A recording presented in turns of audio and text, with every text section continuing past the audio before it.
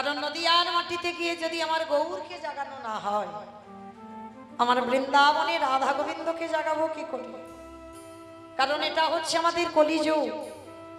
সত্যতে নারায়ণ, ত্রেতাতে রাম, তারপরে কৃষ্ণ, আর কলিতে হলেন শ্রীকৃষ্ণ চৈতন্য মহাপ্রভু। তাহলে আগে যদি আমার গৌর জাগানো না হয়, তাহলে বৃন্দাবনে রাধা গোবিন্দকে জাগাবো কি করে? তাহলে চলেন, এটা কলিযুগ, আর কলিযুগের ভগবান হচ্ছে আমার গৌরাঙ্গ মহাপ্রভু।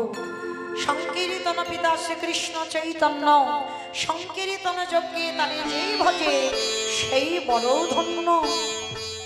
তাহলে কীর্তনের প্রারম্ভে আগে আমরা গৌরকে জাগাবো। আজকের সুরধনী গঙ্গার তীরে শ্রীবাস অঙ্গনে প্রভু আমার সারা রাত্রি হরিনাম সংকীর্তনে মেতেছিলেন। সারা রাত কীর্তন করেছে। ভোরের বেলা প্রভু আমার নিজ আঙিনায় এসেছে। কিন্তু লক্ষ্য করে দেখেন বাবা, সারা রাত প্রভু আমার যখন ঘুমিয়ে আছে, আচ্ছা ভগবান স্বয়ংটা কেমন? প্রভুর স্বয়ংটা দর্শন করে মনে হচ্ছে বাবা, মেঘ আর বিদ্যুৎ যেমন দুজনকে ছাড়তে চায় না, প্রভুর স্বয়ং ভাবটা ঠিক তেমন। মনে হচ্ছে প্রভু আমার কাউকে হৃদয় করে নিয়ে ঘুমাচ্ছেন। আর তাই দেখে মনে হচ্ছে কি জানো, প্রভুর ডান বাহুখানা বাম দিকে হেলিয়েছে, ডান পদখানা বাম দিকে হেলিয়েছে। মানে কাউকে হৃদয়ের মধ্যে করে নিয়ে ঘুমালে যেমন ভাব হয়, আমার প্রভুর স্বয়ংটা ঠিক তেমন। আর দেখে বৈষ্ণব মহাজনেরা কি বলছে জানো, অগয়ালসে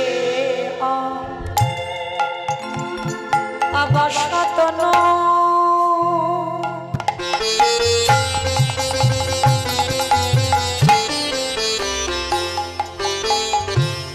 প্রভু আমার গোরানন্দ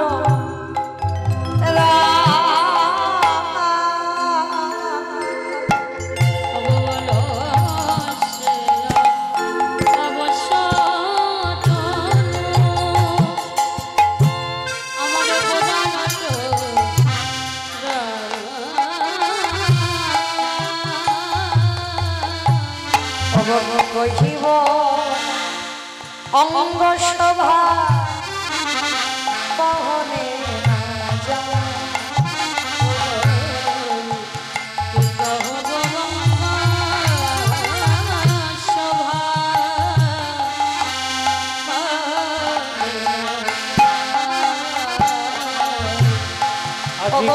মেঘের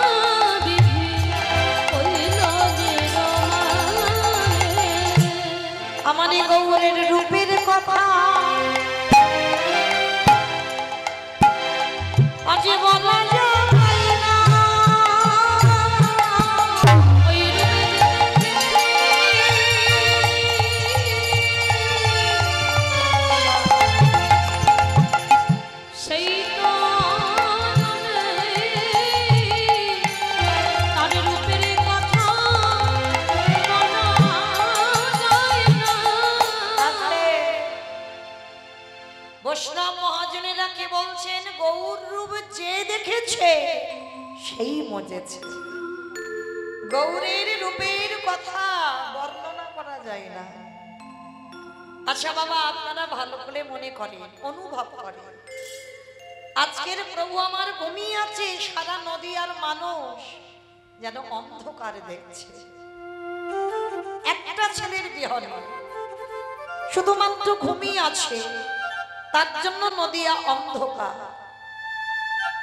কিন্তু বাবা, এই গৌর রূপে যদি একবার নয়ন কারুর পড়ে যায়, যেমন নদিয়ার মাটিতে পড়েছিল মা বিষ্ণুপ্রিয়া,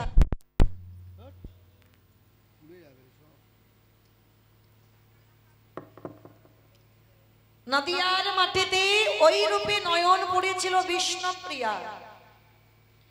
আর ওই বিষ্ণুপ্রিয়া গৌর রূপে নয়ন দিয়ে তার পরিণতিটা কি হয়েছিল? মেয়েটার বয়স ছিল মাত্র 14টা বছর। আর এই 14 বছরের মেয়ে বিবাহ করেছিল বাবা আমার নিমাই পণ্ডিত। কিন্তু আপনারা যারা শাস্ত্র জ্ঞানী জানেন, নিজের ইচ্ছাতে বিয়ে করেছিল বাবা লক্ষ্মীপ্রিয়াকে। নিমাই নিজের ইচ্ছাতে লক্ষ্মীপ্রিয়াকে বিয়ে করেছিল, কিন্তু সর্পাঘাতে মৃত্যু হয়ে যায়। আর বিষ্ণুপ্রিয়াকে বিয়েটা নিজের ইচ্ছাতে নিমাই করেনি, ওটা মায়ের ইচ্ছাতে করেছে। সব সময় নিমাই একটাই কথা বলতো, মা আমি একবার সংসার করেছি আমার ইচ্ছা, তুমি আমার মা, মাতৃ আদেশ আমি লঙ্ঘন করতে পারবো না, তাই দ্বিতীয়বারে যে বিয়েটা আমি করব সেটা শুধুমাত্র তোমার সেবার জন্য। ভগবান শুধু মুখে বলেনি বাবা, করেও দেখালো। দেখে 24 বছর বয়সে নিমাই সন্ন্যাসী হল। আর সেই বধূ বিষ্ণুপ্রিয়া, এই বিষ্ণুপ্রিয়াকে শেষ বেলার মতো নিজের হাতে আমার নিমাই সাজিয়েছিল বাবা। এই জায়গাটা একটু বিষ্ণুপ্রিয়ার আক্ষেপটা দেখেন। ওই গৌরকে ভালোবেসে গৌর রূপে নয়ন দিয়ে তার কি পরিণতিটা হয়েছিল। আজকে সকালবেলা সুরধনী গঙ্গায় স্নানে গেছে, কারণ বাবা অর্ধেক রাত তো নিমাই ঘরে আসতো না। বিয়ের পর অর্ধেক রাত শ্রীবাস সঙ্গনে হরিনাম করতে করতে সারা রাত কেটে যেত। আর বিষ্ণুপ্রিয়া সারা রাত কেঁদে সকাল হয়ে যেত। কিন্তু যেদিন বিষ্ণুপ্রিয়া জানলো প্রভু সন্ন্যাসে যাবে, মন্তব্য মনস্থির করেছে, বিষ্ণুপ্রিয়া কাঁদতো, প্রভু তুমি সংসারে ত্যাগ করো না, কারণ তুমি আমার সংসারে থাকো, কারণ আমি তো জানি তুমি কত রাত বাড়িতে আসো না, তবু তুই এইটুকু জানবো যে সকাল হলে আমার প্রভু আবার ঘরে আসবে। কিন্তু তুমি যদি সন্ন্যাসী হয়ে যাও, তাহলে কোনো দিন আর আমি তোমার চরণ যুগল পাবো না। কিন্তু বাবা কারোর কথাই তো প্রভু আমার কানই দিলেন না। জগতের কল্যাণের জন্য ভালো করে ভাবেন মা, ভগবান শুধু গোটা পৃথিবীর মানুষের কল্যাণের জন্য নিজের পরিবারকে সারা জীবন ত্যাগ করলো, জনম দুঃখী মাকেও ত্যাগ করলো, ভক্তদের জন্য ভগবানের জন্ম ভিটাটাকেও চিরদিনের মতো ত্যাগ করে দিল, শুধুমাত্র এই কলির জীবের যাতে মঙ্গল হয়। তা যেদিন প্রভু আমার সন্ন্যাসে যাবে স্থির করেছিলেন, পৌষ সংক্রান্তিতে সংসার ছাড়বে আর সন্ন্যাস নেবে মাঘ মাসের পয়লা তারিখ। সংক্রান্তির দিন সকালবেলা বিষ্ণুপ্রিয়া গেলেন সুরধনী গঙ্গার স্নানে। স্নানে গিয়ে দেখলো মা চরণের নুপুরটা স্নান করতে গিয়ে খুলে চলে গেছে। যারা সহধর্মিণী হয়, যারা অর্ধাঙ্গিনী হয়, বউ নয়, বউদের চরিত্রগুলো আলাদা হয়। সহধর্মিণী বলো, অর্ধাঙ্গিনী বলো, এদের চরিত্রগুলো একটু আলাদা হয়। এদের ব্যবহার, এদের কথাবার্তা, এদের চলাফেরা, ওই যে কালকের বললাম নারী সব, কিন্তু সব নারী নারী নয়।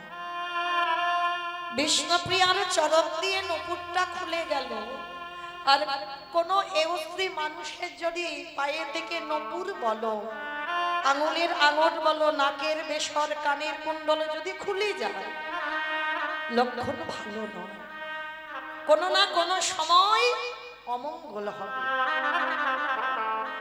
তা বিষ্ণুপ্রিয়ার চরণ দিয়ে নুপুর খুলে গেল, নাকের বেসরটা পড়ে গেল।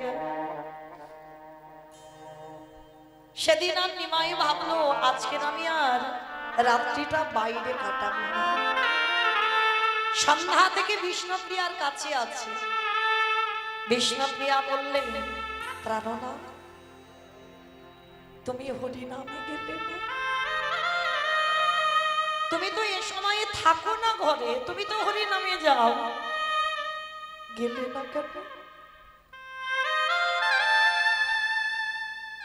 প্রভু তো জানে যে আজকে আমি সংসার ত্যাগ করব। হৃদয়টা ভেঙে যাচ্ছে, তবু বলছে, প্রিয়া প্রিয়া, আমি আজকের মনে মনে ভাবলাম আজকের আমি আর হরি নামে যাব না। জানো প্রিয়া, আমার আজকে বড় ইচ্ছা, আমি নিজের হাতে তোমাকে সাজিয়ে দেব। মনে রাখবেন বাবা, নারী হলো ভজনের, নারী হলো সাধনা। যে সহধর্মিণী হয়, পুরুষ প্রণাম করে নারীকে, নারী শক্তি। পুরুষকে প্রণাম করতে হয় নারীকে, এগুলো জানতে হয় মা গুরু ঘরে বসে। নারী সাধনা করতে হয়, নারী আরাধনা করতে হয়, নারী ভজন করতে হয়। করেছিল চণ্ডী ঠাকুর রামের চরণ, করেছিল বিল্লমঙ্গল পতিতা চিন্তামণির চরণ সেবা, করেছিল জয়দেব গোস্বামী মা পদ্মাবতীর চরণ সেবা, করেছিল দক্ষিণেশ্বর কালীবাড়ি শ্রী শ্রী রামকৃষ্ণ পরমহংসদেব মা শারদার চরণ সেবা, করেছিল বিবেকানন্দ ভগ্নী নিবেদিতার চরণ সেবা। নারীর সেবা করতে হয়, জানতে হয়, ওই দুটো চরণ সেবা করলে তুমি কৃষ্ণ কৃপা পাবে। তা প্রভু আমার আজকের ইচ্ছা, নিজের হাতে প্রিয়াকে সাজিয়ে দে। বিষ্ণুপ্রিয়া কেঁদে উঠলেন, প্রাণনা, তুমি তো কোনোদিন এমন কথা বলো না, কিন্তু আমার মনটা বড় কুগাইছে। জানো প্রাণনা, স্নানে গেলাম, আমার পা দিয়ে নপুরটা পড়ে গেল, আমার নাকের বেসরটা পড়ে গেল, খুঁজে পাচ্ছি না। প্রভু তো জানে যে আজকে আমি চলে যাব বলে ইঙ্গিতটা বিষ্ণুপ্রিয়া পাচ্ছে, কিন্তু নারী জাতি তো আলা ভোলা, অত বোঝে না। নিমাই বলছে, দূর পাগল, ওই নিয়ে কেউ ভাবে। শোনো, সকাল হোক, সকাল হলে আমি শেখরার কাছ থেকে তোমার একটা পায়ের ওই নুপুর এনে দেব, নাকের একটা পেশর এনে দেব, তুমি চিন্তা করো না। এসো। প্রভু আমার নিজের হাতে বিষ্ণুপ্রিয়ার কপালে চন্দন দিয়ে সাজালো, নিজের হাতে সিঁথিতে সিঁদুর পরিয়ে দিল, নিজের হাতে প্রভুর আমার চাঁপা ফুল খুব পছন্দের, নিজের হাতে চাঁপা ফুলের মালা করে খোপাতে দিয়ে দিল। গৌর সুন্দর নিজের হাতে বিষ্ণুপ্রিয়ার চরণে আলতা পরিয়ে দিল। কেমন সেবা দেখো, এ জগতে হবে গো এ ভালোবাসা, এ যে জগতের ভালোবাসা, এ জগতের ভালোবাসা হচ্ছে কামের ভালোবাসা। তুমি আমায় দাও, আমি বিনিময়ে তোমায় দেব। প্রভু আমার নিজের হাতে বিষ্ণুপ্রিয়ার চরণে আলতা পরিয়ে দিল। বিষ্ণুপ্রিয়ার নয়ন জলে মুখ ভেসে যাচ্ছে।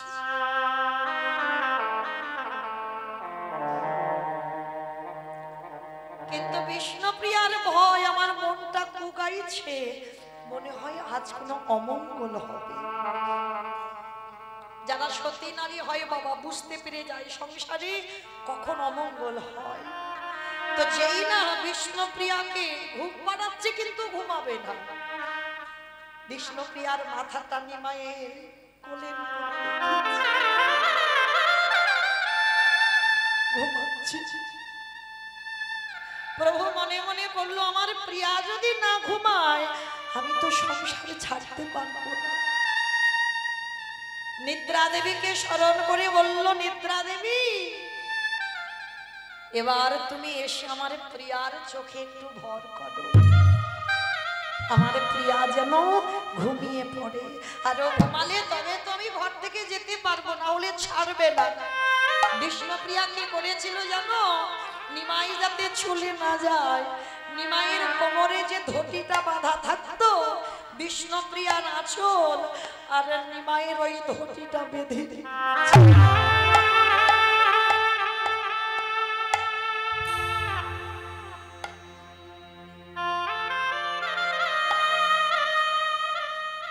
কিন্তু যে জগতের নাথ হয় তাকে কি কেউ একজন ধরে রাখতে পারে? আমার প্রভু যে কারোর একার সম্পদ নয়,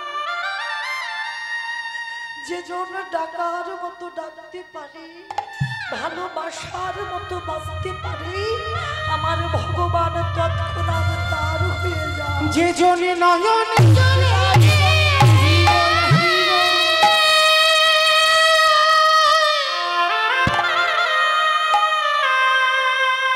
একেবারে ডাকার মতো ডাকিতে পারে, আমারে ভগবান সেই ভক্তে দাঁড়ে বাধা পড়ে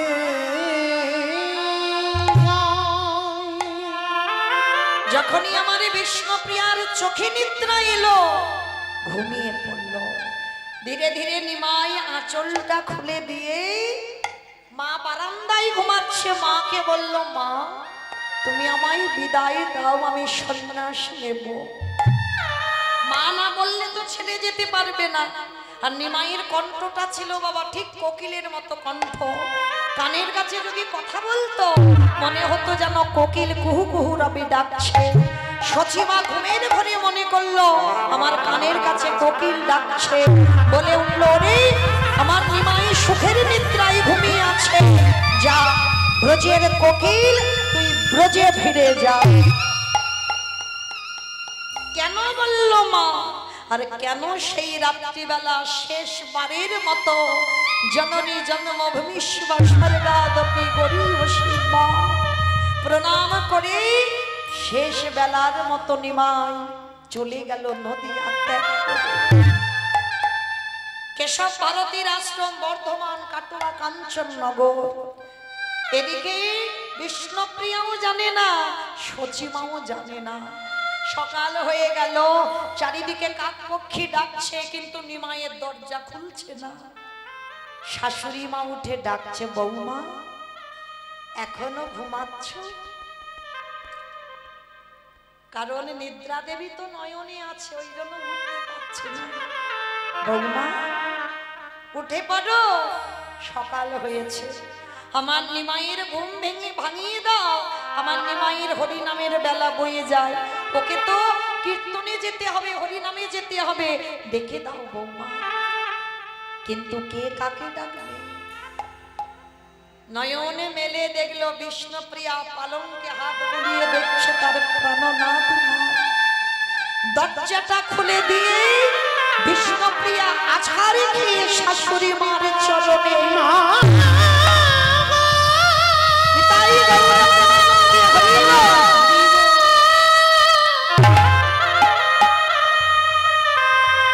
মাগো তোমার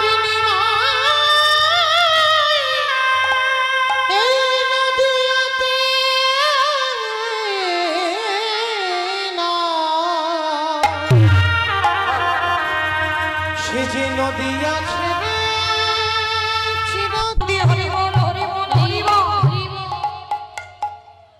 যেই না শাশুড়ি মার চরণ তরি বলল, শাশুড়ি মা বলল বৌমা বৌমা কি তুমি এমন করে আমার চরণে পড়ছো কেন? কি হয়েছে? মা আমার নিমাইকে ডেকে দাও। মা কাকে ডাকবো? যাকে ডাকবো সে তো চিরদিনের মতো তোমাকে কাঁদিয়ে আমাকে কাঁদিয়ে সারা নদী আর বাসীকে কাঁদিয়ে চলে গেছে সর্বত্যাগী সন্ন্যাসী হয়ে। শাশুড়ি মা এটা তুমি কি বলছো? ওরে আমার নয়ন মনি ওরে একেবারে ফিরে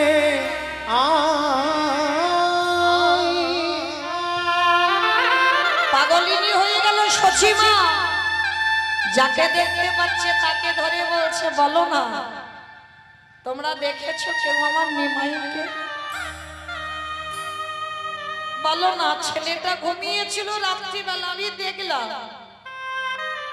রাত্রিবেলা আমার সঙ্গে কথা বলে ছেলেটা ঘুমালো। বলো না তোমরা কেউ দেখেছো আমার ছেলেটা কোন রাস্তা দিয়ে গেছে? সকালবেলা আমার ছেলেটাকে দেখতে পাচ্ছি। ভালো করে ভেবে দেখে, যে মেয়েটা স্বামী হারা, যে মেয়েটার কোলে প্রথম 8টা মেয়ে কোলে মরে গেছে, যে মেয়েটার বড় ছেলে সন্ন্যাসী হয়ে গেছে বিশ্বরূপ, যার নিমাই একমাত্র ভরসা, বলো তোমার সেই নিমাইও যদি চলে যায়, মা কি আর মা আছে? আমরা একটা সন্তান হারিয়ে ফেললে কত অভিমান আমাদের। ভগবানের ডাকবো না, ভগবানের কাছে যাব না, কারণ আমার কোল খালি করে দিল, কত অভিমান। আর ভগবানের মায়ের দিকে তাকিয়ে দেখো, 8টা মেয়ে কোলে বসে প্রথম মরে গেল। বড় ছেলেটা যদি বা জন্মালো 16 বৎসর বয়সে সন্ন্যাসী হলো। যে মা স্বামী হারালো, যার নিমাই ভরসা, সে নিমাইও 24 বছরে চলে গেল। মা তো পাগলিনী হয়ে গেল। যাকে দেখতে পাচ্ছি তাকে ধরে বলছে বলো না তোমরা কেউ দেখেছো আমার ছেলেটা কোন পথ দিয়ে গেছে? হঠাৎ দেখে না গৌরের মতো একটা ছেলে দাঁড়িয়ে আছে। পিছন থেকে মা বুঝতে না পেরে বলে উঠল নিমা ও নিমা।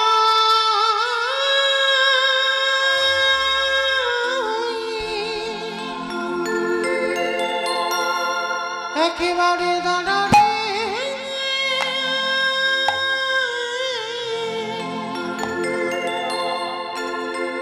ওরে দেখি বহুত তোমারে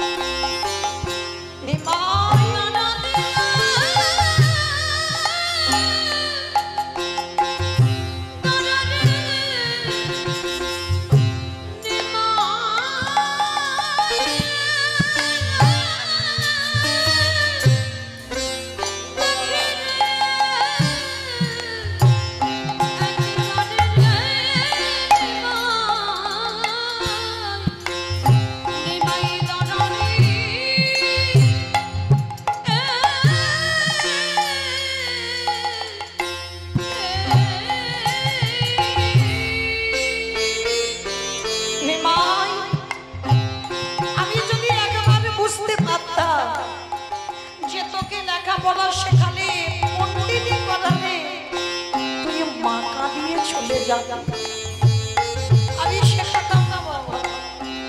আগে যদি জানতাম রে নিমা,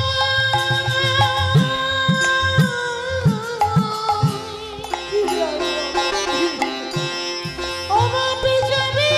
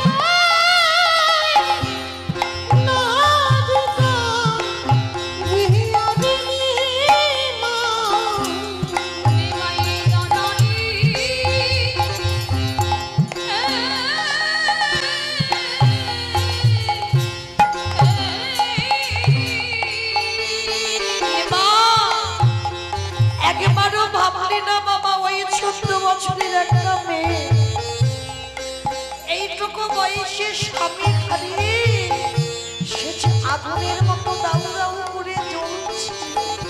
ঘরে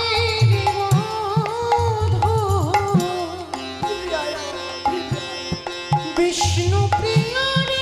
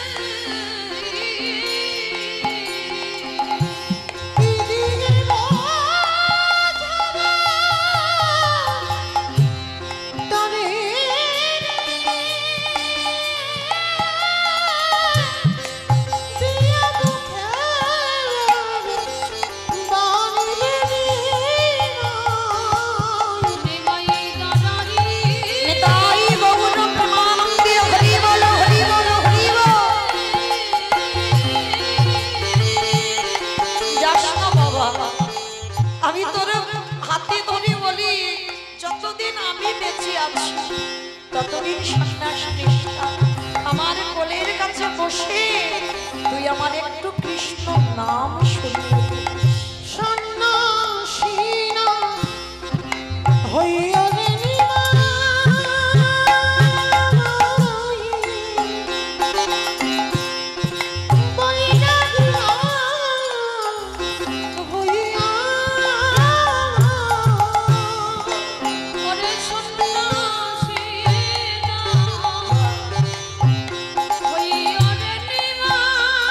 Oh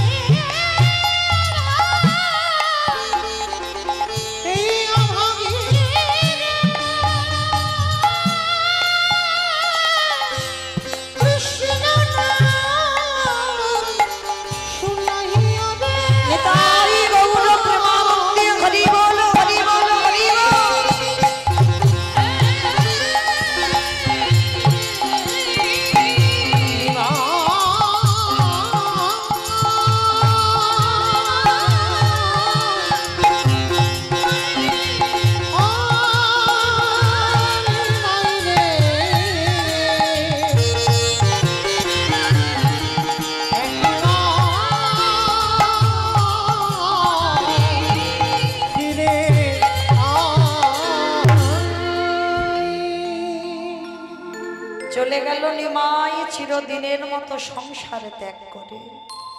কিন্তু বাবা একটা দিন এসেছিল প্রিয়ার কাছে। নদিয়ার মানুষ যখন সবাই শান্তিপুরে নিমাই এলো দেখতে গেল, কিন্তু বিষ্ণুপ্রিয়া যায়নি। তার জন্য রাতের অন্ধকারে নিমাই এসে দরজা ধাক্কা দিয়ে ডাকছে, প্রিয়া ঘুমালি? দরজাটা খুলে দিয়ে ঘোমটাটা দিয়ে পিছন ঘুরে দাঁড়িয়ে আছে। কেন গো পিছন ঘুরে দাঁড়িয়ে আছে? কারণ একটাই কারণ কোন স্ত্রী বদন যদি দর্শন করে কৃষ্ণ ভজন সাধনে নিমাইয়ের নষ্ট হয়ে যাবে। তাহলে নিমাই এই যে কৃষ্ণ ভজনের অধিকার পেল, হিসাব করে বিচার করে বলতে পারবেন কার জন্য পেল?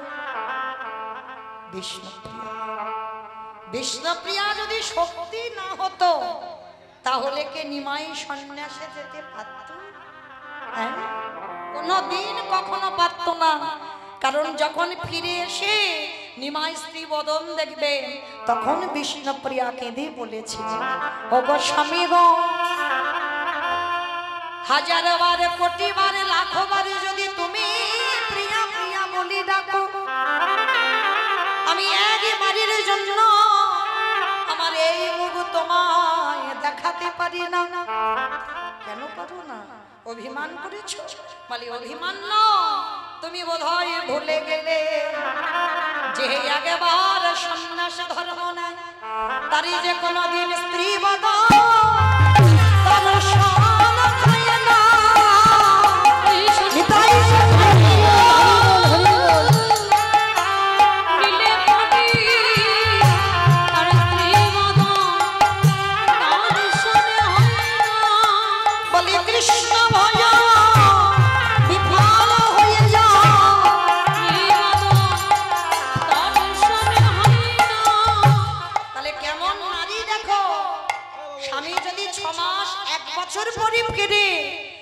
আমাদের মতো মেয়েরা পাগলের মতো স্বামীর কাছে ছুটে যায়, কিন্তু বিষ্ণুপ্রিয়া গেল না, পিছন ঘুরে ঘোমটা আড়াল দিয়ে দাঁড়িয়ে আছে।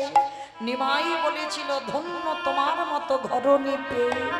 প্রিয়া চলে যাব, আমি আর এ মুখ তোমায় দেখাবো না, তোমার ওই নয়নে আমার নয়ন আর এক হবে না, আমি তো চলে যাব।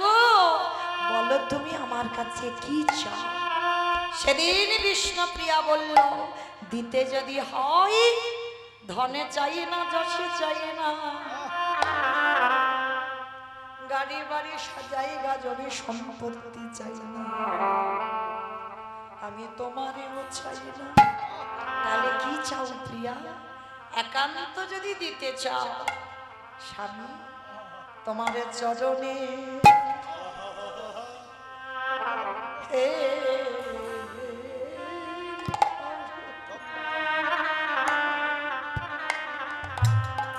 তুমি আমার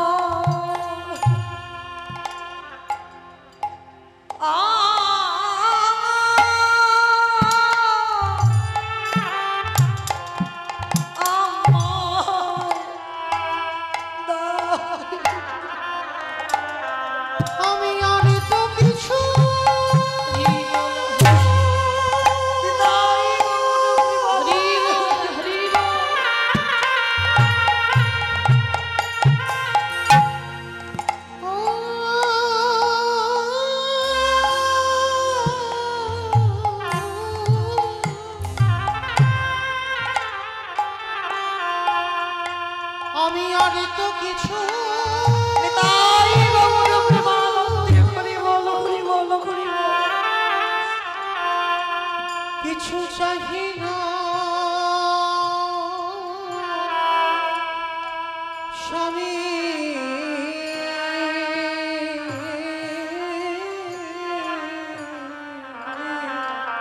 তোমার চরণে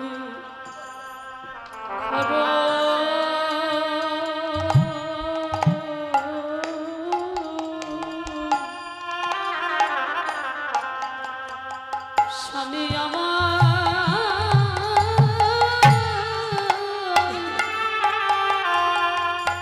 আমায় দাও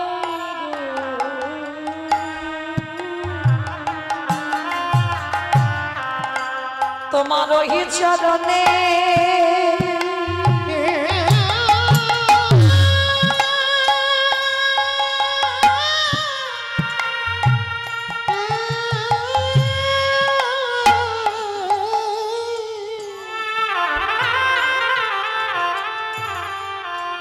তোমারই ওই চরণে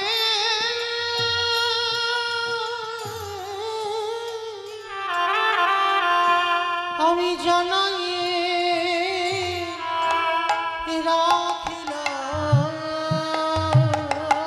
রাখিলাম তোমার চরণে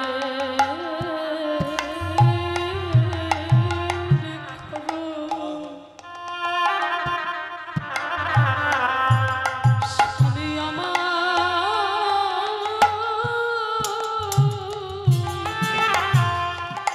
আমায় রাখে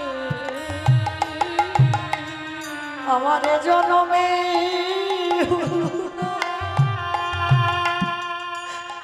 আবার যদি কোনো আমার জনম থেকে থাকি আমার যদি জনম থেকে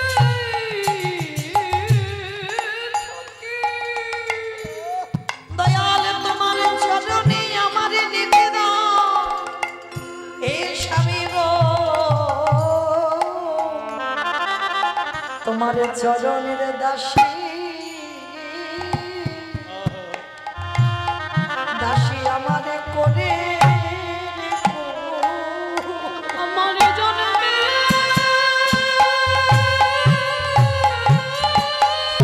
নিতাই গো হরি বল হরি বল হরি বল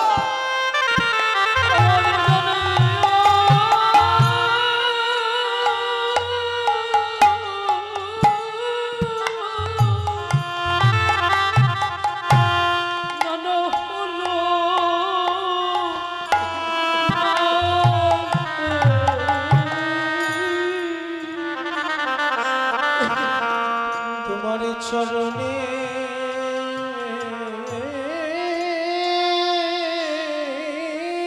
দাসী তুমি আমায় করে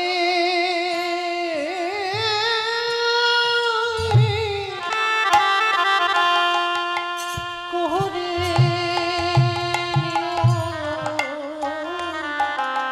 আমার জনমে